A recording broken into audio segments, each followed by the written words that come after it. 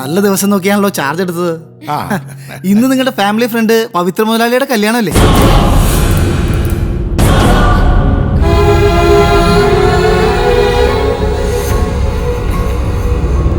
മാല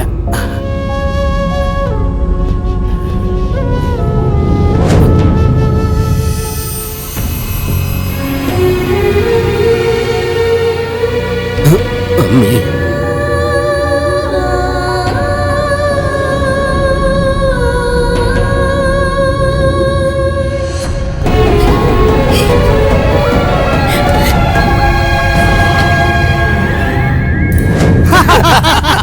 എന്റെ മോളുടെ കല്യാണത്തിന്റെ പാർട്ടിയാ, എല്ലാവരും അറിഞ്ഞ് തട്ടിക്കോണേ. എടാ കൊച്ചേട്ടാ, നീ ഒരു ചെറുതെടുത്ത് അടിക്കടാ. ഞാൻ ഡ്യൂട്ടിയില്ല. ഗോവിന്ദേട്ടൻ ഒരു കാലെടുക്കട്ടെ. മുമ്പൊക്കെ ഞാനൊരു കാല് ചോദിക്കുമ്പോ നീ പുറം കാലം കൊണ്ട് തട്ടിയതൊന്നും ഞാൻ മറന്നിട്ടില്ല.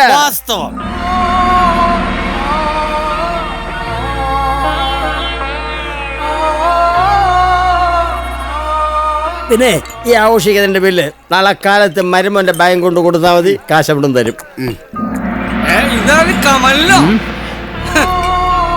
എന്തിനാ ഞാൻ ഈ കായൽ കരയിലൂടെ ഒരു ഗതികിട്ടാ പ്രേതം പോലെ അലഞ്ഞു തിരിഞ്ഞ് നടക്കുമ്പോൾ നിങ്ങൾ ഇവിടെ കരക്കാർക്ക് പാർട്ടി നടത്തുകയാണല്ലേ?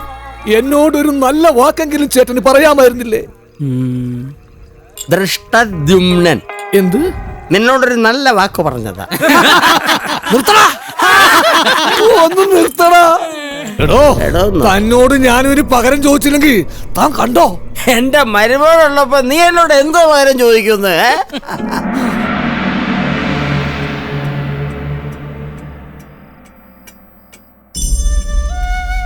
നടക്കേണ്ടതൊക്കെ നടന്നു. എന്നുവെച്ച് നിനക്കറിയത്തില്ല, എനിക്ക് നഷ്ടപ്പെട്ടതിന്റെ വില എത്രയാന്ന് നിനക്ക് മനസ്സിലാവത്തില്ല. ആവശ്യമില്ലാത്ത കാര്യങ്ങളൊക്കെ പറഞ്ഞ് അമ്മൂനെ തെറ്റിദ്ധരിപ്പിച്ചതും സാറ് തന്നെ അല്ലേ?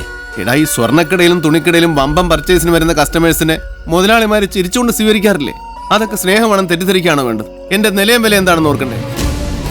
എനിക്ക് തോന്നുന്നത് എന്നെ പോലുള്ളൊരു കാശുകാരൻ ചുളുവിൽ അടിച്ചെടുക്കാൻ അവളും അവളുടെ അച്ഛനും കൂടെ നടത്തിയ ചതിയായിരുന്നു. അതെന്താ ചതി? അല്ലെങ്കിൽ പിന്നെ എങ്ങനാ ഞാൻ വർമ്മ സാറിന്റെ മോളെ കല്യാണം കഴിക്കാൻ റെഡി ആയിരിക്കുന്ന സമയത്ത് തന്നെ ഇതെല്ലാം നടന്നു? പവിത്ര മുതലാളിയുടെ അമ്മായിയച്ഛന്റെ കയ്യിൽ നിന്ന് വാങ്ങിയ വെള്ളമാണെന്ന് ഓർത്ത് ഉപയോഗിക്കണം. ശരി, ആ വെള്ളം എടുത്തോണ്ട് പോക്കോ. എടുത്തോ. ഒരു ചായ. 4000 കിട്ടേണ്ട വെള്ളമായിരുന്നു, 3000 കൊടുത്ത് എന്നാലും നഷ്ടമായി. താൻ എന്ത് വിവരക്കേടാടോ പറയുന്നത്? എന്റെ മരുമോന്റെ സ്റ്റാറ്റസ് വെച്ച് നോക്കുമ്പോ അമ്മായിയച്ഛൻ വള്ളക്കാരനാണെന്ന് പറയുന്നത് നാണക്കടയിലോട്. ഇനിയിപ്പോ എന്താ പരിപാടി? 2-3 ബോട്ട് വാങ്ങിക്കണം. കാലടി ഭാഗത്ത്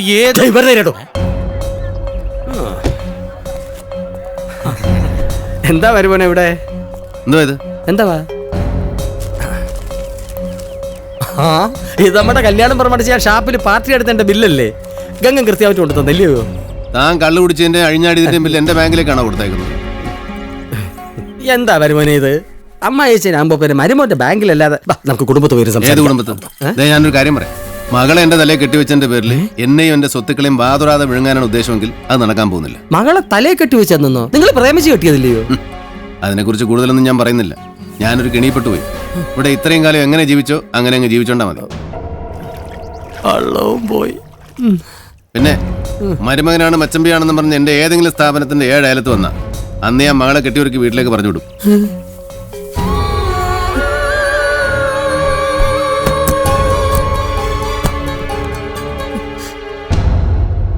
എല്ലാം അവസാനിപ്പിച്ചിട്ട് ഇറങ്ങുക.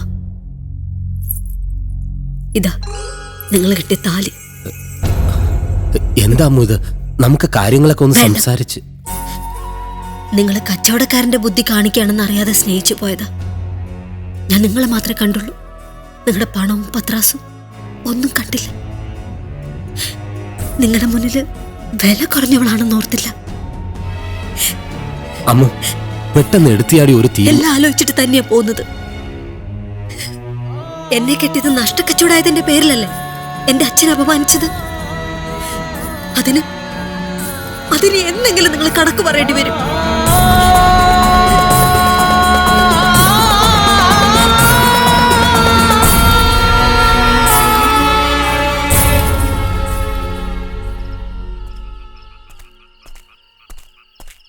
എടോ വെന്നീസിലെ വ്യാപാരി, താൻ ഉറങ്ങിയോ? ഇവിടെ എന്താ ഇരുട്ടിന്റെ ആത്മാവെന്ന സിനിമയുടെ ഷൂട്ടിംഗ് നടക്കുവാന്നോ? ഓ, കറണ്ട് ബില്ല് ലാഭിക്കാൻ വേണ്ടി ഇരുട്ടത്തിരിക്കല്ലേ?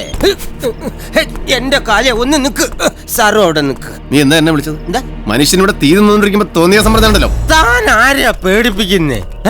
തന്റെ എല്ലാ കൊള്ളരുതായ്മയ്ക്കും കൂട്ടുനിന്ന ഒരുത്തനാ ഞാൻ. പക്ഷെ തന്റെ കച്ചവട ഭ്രാന്ത് മൂത്ത് ഇന്ന് ഒന്നും അറിയാത്തൊരു പെങ്കൊച്ചിന്റെ ജീവിതമാ താൻ ഇല്ലാതാക്കിയത്. കാശിനേക്കാൾ വലുത് മറ്റു പലതുമാണെന്ന് താൻ തിരിച്ചറിയുന്ന ഒരു ദിവസം വരും. അന്ന് തന്നെ തിരക്കി ഞാൻ വരും. മോഷ്ടിക്കാനൊന്നുമല്ല, തനിക്ക് മനസ്സമാധാനം ഉറക്കമില്ലാത്തത് കൊണ്ട് എന്തായാലും അത് നടക്കില്ല. തനിക്ക് ഈ ജീവിതത്തിൽ നഷ്ടപ്പെട്ടത് എന്തൊക്കെയാണെന്ന് എണ്ണി എണ്ണി പറഞ്ഞു തരാൻ. അയ്യോ,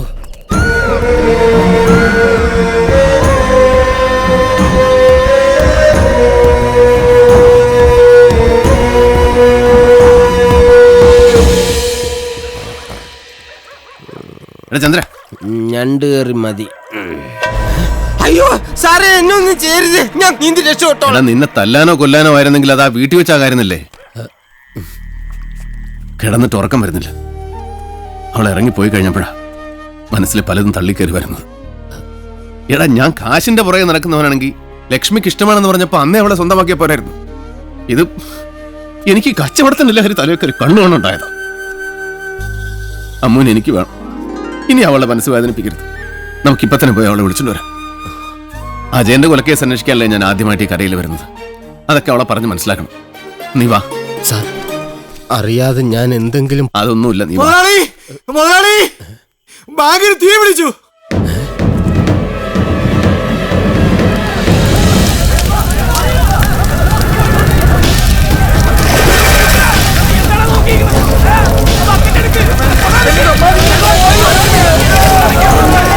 അയ്യോ, ആരോ തീ വെച്ചതാ. ഇരുട്ടത്തിലൂടെ ഓടി രക്ഷപ്പെട്ടതുകൊണ്ട് ആളെ കണ്ടില്ല.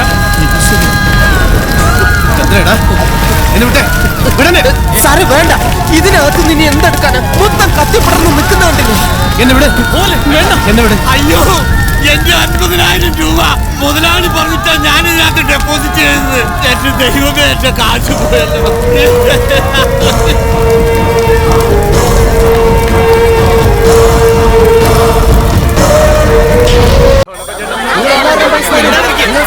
നിങ്ങളിങ്ങനെ ബഹളം വെച്ചാലെങ്കിൽ നിങ്ങളുടെ കാശ് തിരിച്ചു തരുമെന്ന്. നിങ്ങളുടെ കാശ് ഞാൻ തരാന്ന് പറഞ്ഞില്ലേ? ഞാൻ കഷ്ടപ്പെട്ടുണ്ടാക്കിയ കാശാ മുതലാളി. നിങ്ങൾ ആരും വിഷമിക്കണ്ട. നിങ്ങൾക്ക് എല്ലാവർക്കും എന്റെ ബാങ്ക് കൊണ്ടുണ്ടായ നഷ്ടം ഞാൻ തന്നു തീർത്തിരിക്കും. പറയുന്നത് കേക്ക്, ഞാൻ തരാമെന്ന് പറഞ്ഞില്ലേ? കാശ് എടുക്കാൻ പോയിട്ടുണ്ട്, ഇപ്പൊ വരും. വന്നാൽ ഉടനെ നിങ്ങളുടെ കടം തീർക്കും. ചുങ്കത്തറക്കാര് ബാങ്കിൽ ഇടപാടുകാരാന്ന് പറഞ്ഞ് ലോറിയിൽ അക്കരെ നാളെ ഇറക്കിക്കൊണ്ടിരിക്കുക.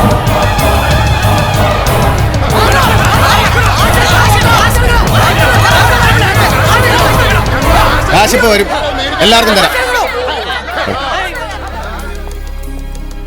ബാങ്കിന് ഇൻഷുറൻസ് ഇല്ലാത്തതുകൊണ്ട് ചുങ്കത്തറക്കാരെ ബാങ്ക് കത്തിച്ചെന്ന് ഞാൻ പറഞ്ഞില്ലേ? രജിസ്റ്റർ മുഴുവൻ കത്തിപ്പോയതുകൊണ്ട് ആരൊക്കെ എന്തൊക്കെ ഇടപാടാണ് നടത്തിയിരിക്കുന്നതിന് ഒരു തെളിവില്ല. വരുന്നവർക്ക് മുഴുവൻ കാശ് കൊടുക്കാൻ നിന്നാ എൻ്റെ വീടും ഫാക്ടറി അടക്കം എൻ്റെ സകല സമ്പാദ്യങ്ങളും വിൽക്കേണ്ടി വരും. എന്നെ ഒറ്റയടിക്ക് പുകച്ചു കളയാനാ അവന്മാരെ ബാങ്ക് എനിക്ക് വിറ്റത്. സ്വന്തം ബാങ്ക് കത്തിച്ചിട്ട് കരക്കാർ കാശ് വയ്ക്കാൻ വന്നപ്പോ മാറി നിന്ന് കഥ പറയുന്നോടാ. ബാങ്ക് കത്തിച്ചാരാന്ന് ഞാൻ കാണിച്ചു തരാടോ.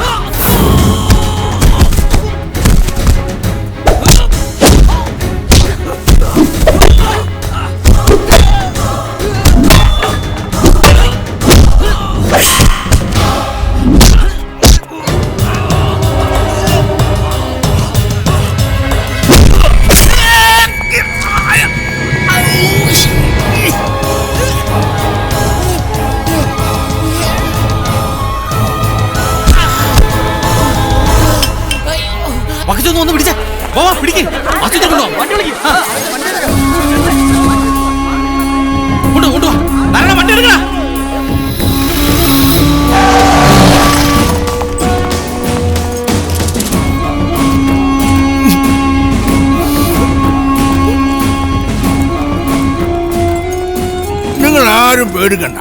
അവന്റെ സ്വത്തുക്കൾ മുഴുവൻ പോലീസിനെ കൊണ്ട് കണ്ടുകെട്ടിച്ച് നിങ്ങൾ എല്ലാരും കാശ് വാങ്ങിച്ചെന്ന കാര്യം ഞാൻ കിട്ടും.